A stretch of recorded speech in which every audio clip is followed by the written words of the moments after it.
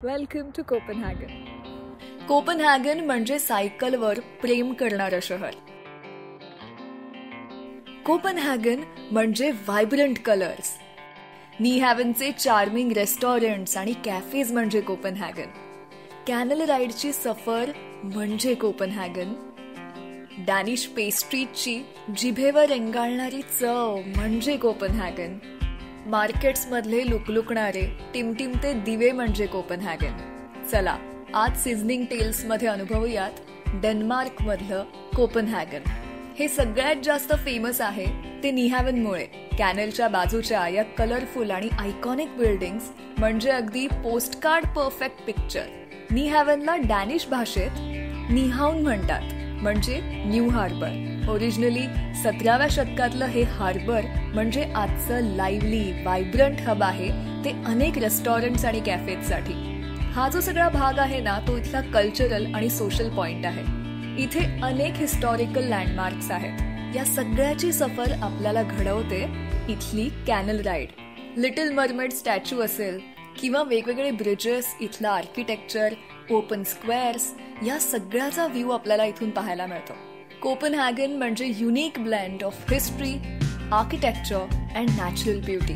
कोपनहॅगन मी मगाशी म्हणलं तसं सायकलिंगचं शहर आहे. इथल्या लोकांनी त्यांच्या आयुष्यामध्ये इको फ्रेंडली राहण्याचा, सस्टेनेबल जगण्याचा ध्यास घेतलेला आहे.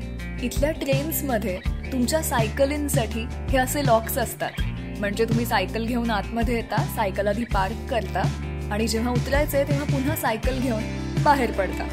लॉक करण्यासाठी ही कशी आयडिया वापरली आहे बघा, जेणेकरून पार्क केलेल्या सायकल्स पडणार नाहीत. या शहराकडून शिकावा तो हा त्यांचा जगण्याचा इको फ्रेंडली अप्रोच.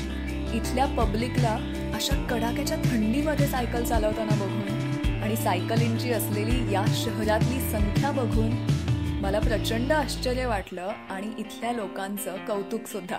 खरं तर आपल्या पुण्याला सायकलिंगचं शहर म्हणलं जायचं. सध्याचं ट्रॅफिक बघता आपल्या पुण्याविषयीची ही ओळख आपणच विसरून गेलोय.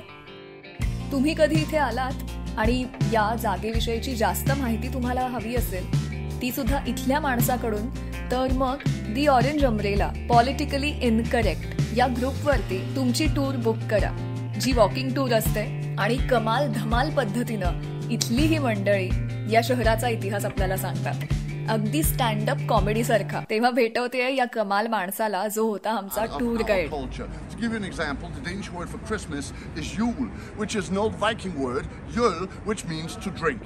So alcohol is fundamental in this country. Now, So yeah, Denmark is the bad boy little brother, and whenever the Norwegians and the Swedish need to have a good time, they will come to Copenhagen. In their countries, you're not allowed to buy alcohol after 10, for example. In Denmark, you can buy alcohol at 10 in the morning and go get drunk, and everybody's like, have a good one! So yes, cool. Now, the Union of Scandinavia lasts for 126 years, but there's one country that keeps complaining. We want to be the leaders of Scandinavia. We got ABBA, we got Pippi Longstockings. Yeah, of course, stupid fucking Sweden. Everybody is always tired of Sweden. So they go to Denmark, who was the big brother at the time, and they go, yeah, what's up? Are you from Sweden? I apologize. Welcome to hell. Yes, my condolences. Yeah, cool. Typical Sweden. I know. So.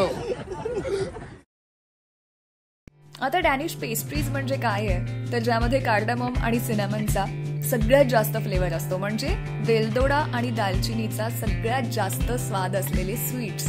हे नक्की try करा. कोपनहॅगन तुम्ही 1-2 दिवसात तुमचं फिरून होऊ शकतं. Mostly सगळ्यात हॅपनिंग भाग कुठला असेल तर तो नीहॅव्हनच आहे. आणि हो, सांगायचं राहिलं, इथली नाईट लाईफ, यहाँ पे सब चलता है और सब लीगल है. या सगळ्या गोष्टी तुम्ही इथे आल्यानंतर सुद्धा फिगर आउट करू शकता. सब चलता है, सब लीगल है म्हणजे नेमकं काय याचे दाखवायला व्हिडिओज नाही आहेत माझ्याकडे, कारण अशा एरियाजमध्ये फोटो घेणं, व्हिडिओज घेणं अलाउड नव्हतं. अनेकांसाठी कल्चरल शॉक असू शकतो तो.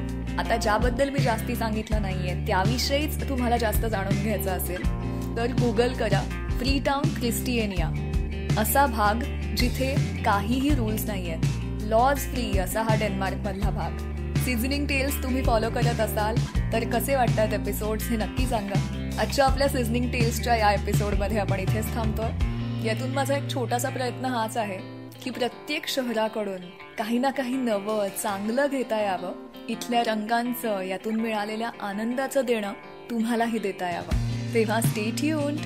दिस इज सानिका सायनिंग ऑफ.